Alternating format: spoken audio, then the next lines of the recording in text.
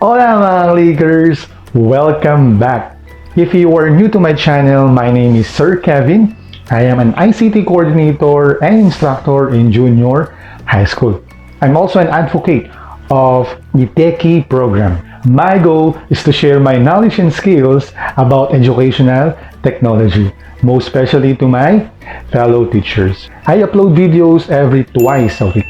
So if you are interested in learning about educational technology, subscribe now and hit that notification bell so you will be updated on my latest video.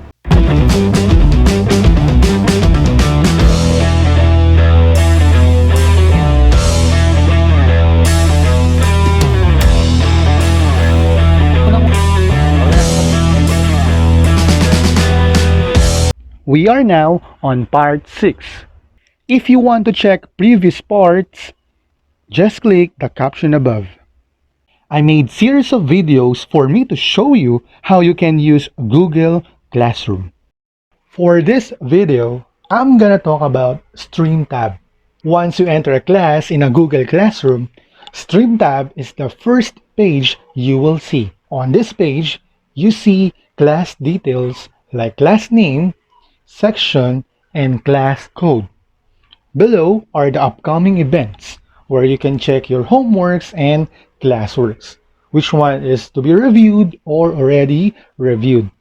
Then you have your news feed where you see the most recent activity from top down to the oldest, and a text box where you can type your announcements or anything you would like to say or share with your class. When you click it, it expands where you can type your message.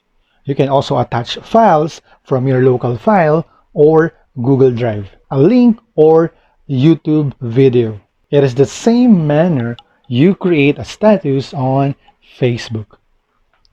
Before you post, you have 3 options.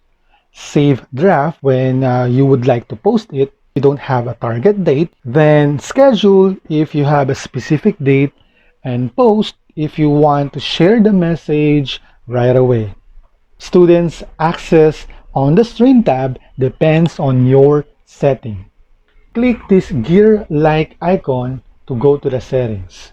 Under General Setting, you have 3 options for Stream. Choose only one works best for you. If you want anyone on the class can post on the stream, choose Student can post and comment. On Student can only comment, only you as a teacher can post, but students can give responses and feedback. The third option is only teacher can post and comment. Student has no permission to post and comment.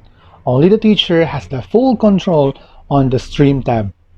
Once you're done, click Save. Stream tab is the best on the Google Classroom where you communicate with all of your students.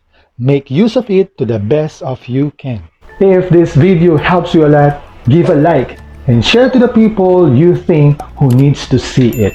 And don't forget to subscribe. That would be all for now. My name is Sir Kevin and thank you for watching. See you on my next video.